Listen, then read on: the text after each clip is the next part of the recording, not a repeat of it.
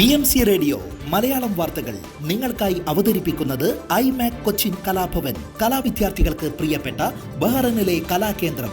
കൂടുതൽ വിവരങ്ങൾക്കായി സന്ദർശിക്കൂ www.bahrainmediacity.com. നമസ്കാരം. BMC റേഡിയോ മലയാളം വാർത്തകളിലേക്ക് സ്വാഗതം. ഞാൻ ധനു കൃഷ്ണ.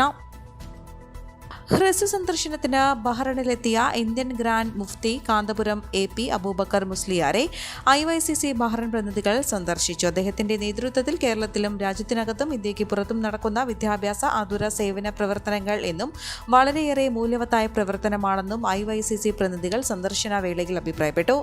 IYCC ബഹ്റൈൻ ദേശീയ president Shibin Thomas, vice president Shamshad Kakkur, membership convener Steffi Sabu, Salmaniya area president Anoop Thankachan, Gudaibiya Hoora joint secretary Siddique എന്നിവർ സന്നിഹിതരായിരുന്നു. വ്യക്തി സത്യാഗ്രഹ കാലം മുതൽ താൻ കോൺഗ്രസുകാരനാണെന്ന് എഴുത്തുകാരൻ T. പത്മനാഭൻ. ചെറുപ്പക്കാരായ കോൺഗ്രസ് നേതാക്കൾ ദയവായി കോൺഗ്രസ് ആശയങ്ങൾ ഉൾക്കൊള്ളണം. കോൺഗ്രസ് വെറുമൊരു സംഘടനയല്ല, അതൊരു മഹത്തായ ആശയമാണെന്നും അദ്ദേഹം പറഞ്ഞു. എഴുത്തുകാരെ ആർക്കും സൃഷ്ടിക്കാൻ കഴിയില്ല എന്നും T. പത്മനാഭൻ പറഞ്ഞു. അത് സ്വമവേ ഉണ്ടാവുകയാണ് ചെയ്യുന്നത്. എഴുത്തുകാർക്ക് ആദ്യം വേണ്ടത് ഭാഷയാണ്. ബഹ്റൈൻ ഉമ്മൽ ഹസം ഹാളിൽ Priyadarshini publications middle east chapter ഉദ്ഘാടനം ചെയ്ത് സംസാരിക്കുകയായിരുന്നു അദ്ദേഹം. ചടങ്ങിൽ പ്രിയദർശിനി പബ്ലിക്കേഷൻസ് വൈസ് ചെയർമാനും KPCC ജനറൽ സെക്രട്ടറിയുമായ അഡ്വക്കേറ്റ് പഴങ്കുളം മധു അധ്യക്ഷനായിരുന്നു. യുവ എഴുത്തുകാരൻ ജേക്കബ് എബ്രഹാം എഴുതിയ ഭരണശ്ശേരിയിലെ ചട്ടക്കാരികൾ എന്ന പുസ്തകം അദ്ദേഹം ഡോക്ടർ മൻസൂർ പള്ളൂരിന് നൽകി പ്രകാശനം ചെയ്തു. പ്രിയദർശിനി പുസ്തക ക്ലബ്ബും M. വിൽസൺ MLA ഉദ്ഘാടനം ചെയ്തു. T. പത്മനാഭനെ കുറിച്ച് സംവിധായകനും തിരക്കഥാകൃത്തുമായ സുസ്മേഷ് ചന്ദ്രോത്ത് നിർമ്മിച്ച ഫീച്ചർ ഫിലിം പ്രദർശനം ചടങ്ങിൽ KPCC general secretary KP Sreekumar ഉദ്ഘാടനം ചെയ്തു. പ്രൊഫഷണൽ കോൺഗ്രസ് സംസ്ഥാന president doctor SS Lal, Priyadarshini Bahrain chapter president Syed MS, middle east chapter coordinator Sanju Pillai തുടങ്ങി നിരവധി പ്രമുഖർ സംസാരിച്ച ചടങ്ങിൽ സുസ്മേഷ് ചന്ദ്രോത്ത് സംവിധാനം ചെയ്ത T. പത്മനാഭന്റെ സാഹിത്യ ജീവിതം നളിനകാന്തി ചിത്ര പ്രദർശനവും ഉണ്ടായിരുന്നു. കലാലയം സാംസ്കാരിക വേദിയുടെ ആഭിമുഖ്യത്തിൽ നടത്തുന്ന 14ാം എഡിഷൻ ബഹ്റൈൻ നാഷണൽ പ്രവാസി സാഹിത്യോത്സവിന്റെ ഔദ്യോഗിക വിളംബരം ഇന്ത്യൻ ഗ്രാൻഡ് മുഫ്തി കാന്തപുരം AP അബൂബക്കർ മുസ്ലിയാർ നിർവഹിച്ചു. നവംബർ 8 മനാമയിൽ വെച്ച് നടക്കുന്ന സാഹിത്യോത്സവിൽ അനേകം കലാപ്രതിഭകൾ മത്സരിക്കും.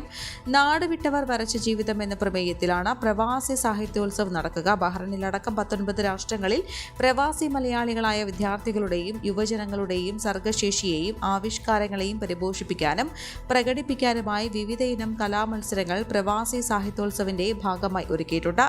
Buds, kids, primary, junior, secondary, senior, general വിഭാഗങ്ങളിലായിട്ടാണ് മത്സരങ്ങൾ നടക്കുക. ക്യാമ്പസ് വിഭാഗത്തിൽ സ്കൂളുകളെ പ്രതിനിധീകരിച്ച് പ്രത്യേകം മത്സരിക്കാൻ വിദ്യാർത്ഥികൾക്ക് അവസരമുണ്ട്. ജാതിമത ലിംഗഭേദമന്യേ മുഴുവൻ മലയാളികൾക്കും മത്സരത്തിൽ പങ്കെടുക്കാൻ സാധിക്കും. നവംബർ ആദ്യവാരത്തിൽ നടക്കുന്ന നാഷണൽ പ്രവാസി സാഹിത്യോത്സവിന്റെ ഭാഗമായി സാഹിത്യമേളയും പുസ്തക ചർച്ചയും കലാസംവാദവും ആസൂത്രണം ചെയ്തിട്ടുണ്ട്. ബഹ്റൈനിലെ മലയാളി പ്രവാസി സമൂഹത്തിലെ രാഷ്ട്രീയ, സാമൂഹിക, സാംസ്കാരിക രംഗത്തെ പ്രമുഖ വ്യക്തിത്വങ്ങൾ വിവിധ സെഷനുകളിൽ പങ്കെടുക്കും. 99 ഇനങ്ങളിലാണ് സാഹിത്യോത്സവിന്റെ മത്സരങ്ങൾ നടക്കുക. ICF ഇന്റർനാഷണൽ മീലാദ് സമ്മേളനത്തിൽ പങ്കെടുക്കുന്നതിന് വേണ്ടി ബഹ്റൈനിലെത്തിയ വേളയിലാണ് കാന്തപുരം AP അബൂബക്കർ മുസ്ലിയാർ നാഷണൽ പ്രവാസി സാഹിത്യോത്സവിന്റെ പ്രഖ്യാപനം നിർവഹിച്ചത്. പ്രസ്തുത ചടങ്ങിന് RSS നാഷണൽ നേതാക്കൾ നേതൃത്വം നൽകി.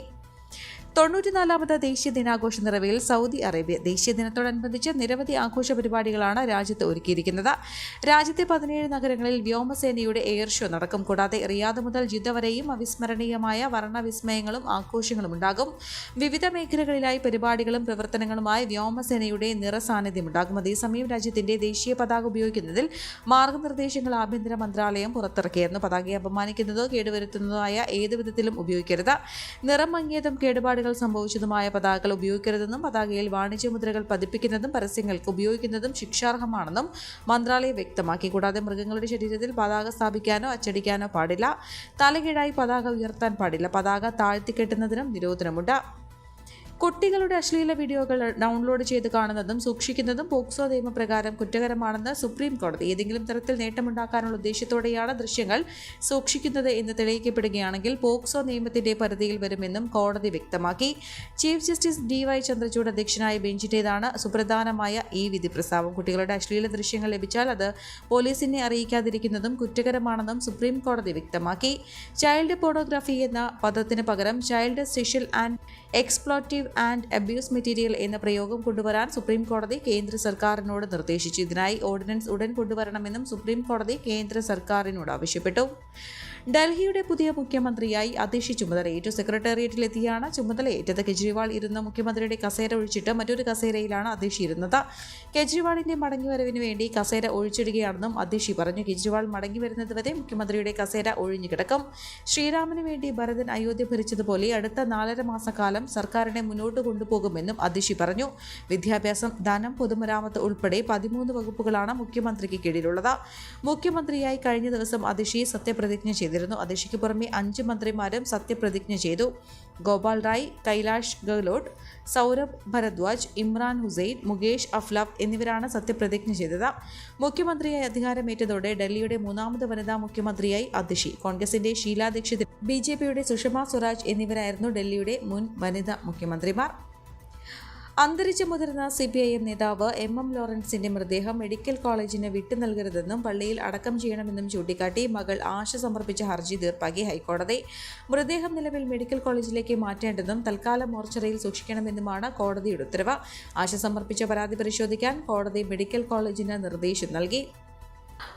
ബഹ്റൈനിലെ അറിയപ്പെടുന്ന സാമൂഹിക സാംസ്കാരിക ജീവകാരുണ്യ സംഘടനയായ പ്രവാസി അസോസിയേഷൻ അങ്കമാലി നെടുമ്പാശ്ശേരി ഒക്ടോബർ 4-ാം തീയതി വെള്ളിയാഴ്ച 11 മണിക്ക് ബഹ്റൈൻ മീഡിയ സിറ്റി ഹാളിൽ വെച്ച് പൊന്നോണം 2024 എന്ന പേരിൽ ഓണാഘോഷം സംഘടിപ്പിക്കുമെന്ന് സംഘടനയുടെ പ്രസിഡന്റ് ഡന്നി മഞ്ഞളി, സെക്രട്ടറി ഡോളി ജോർജ് എന്നിവർ പറഞ്ഞു. ഓണാഘോഷങ്ങളുടെ സുഗമമായ നടത്തിപ്പിനു വേണ്ടി മുതിർന്ന അംഗം പോളി പറമ്പിയുടെ നേതൃത്വത്തിൽ ശ്രീമാൻ ഷിബു ജനറൽ കൺവീനറായി വിപുലമായ ഓണാഘോഷ കമ്മിറ്റി രൂപീകരിക്കുകയും പോസ്റ്റർ പ്രകാശനം നടത്തുകയും ചെയ്തു. അംഗങ്ങളുടെ വിവിധ കലാകായിക മത്സരങ്ങളും സ്വാദിഷ്ടമായ ഓണസദ്യയും ഉണ്ടായിരിക്കുമെന്ന് vice president Raisan Varghese, core group chairman Francis Kaitharath എന്നിവർ അറിയിച്ചു. റാന്നിയിലുണ്ടായ സ്ഫോടനത്തിൽ പരിക്കേറ്റ് കോട്ടയം മെഡിക്കൽ കോളേജിൽ ചികിത്സയിലായിരുന്ന അന്യസംസ്ഥാന തൊഴിലാളി മരണപ്പെട്ടു. റാന്നിയിൽ ടയർ കടയിൽ ജോലി നോക്കി വന്ന അസം സ്വദേശി ഗണേഷ് ഗൌറാണ് മരിച്ചത്.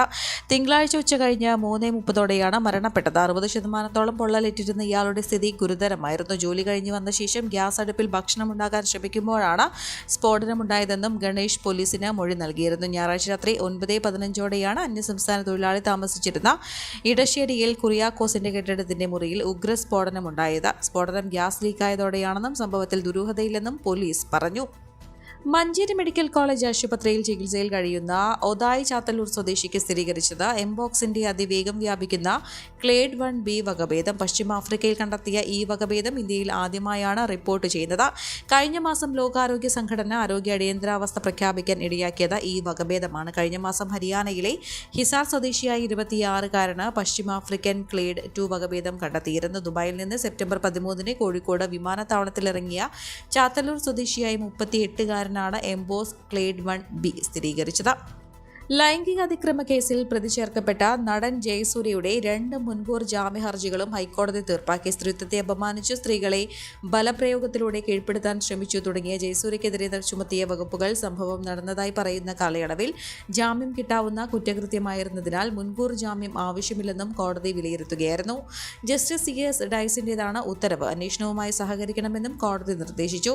പിഗ്മാൻ സിനിമയുടെ ലൊക്കേഷനിൽ വെച്ച് കയറി പിടിച്ചെന്നാരോപിച്ച് നടി നൽകിയ പരാതിയിലാണ് ഒരു കേസ്.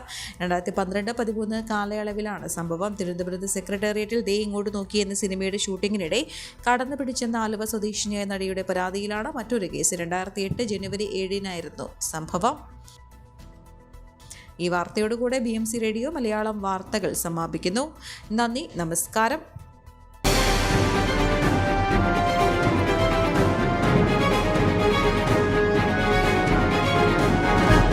BMC റേഡിയോ മലയാളം വാർത്തകൾ നിങ്ങൾക്കായി അവതരിപ്പിക്കുന്നത് iMac കൊച്ചിൻ കലാഭവൻ. കലാവിദ്യാർത്ഥികൾക്ക് പ്രിയപ്പെട്ട ബഹ്റൈനിലെ കലാകേന്ദ്രം. കൂടുതൽ വിവരങ്ങൾക്കായി സന്ദർശിക്കൂ www.bahrainmediacity.com.